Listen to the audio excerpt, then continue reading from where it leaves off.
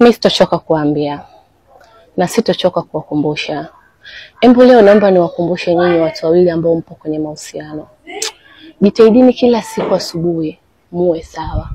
Hata kama mlilala na maugomvi yenu. Unajua nini?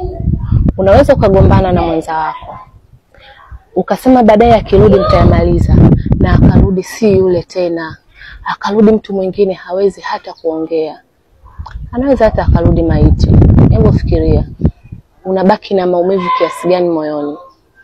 Ni vizuri kumaliza tofauti kabla ya kwenda kujiongea katika sehemu ambazo zinawapa riziki. Nisikilize kwa makini. Ukiwa na changamoto na mpenzi wako, aidha mwanaume au mwanamke, jitahidi uzimalize. Na wakumbusha kingine, msisahau kujuliana hali kazini. Please. Watu wanaenda kazini hawarudi wakiwa hai jamani.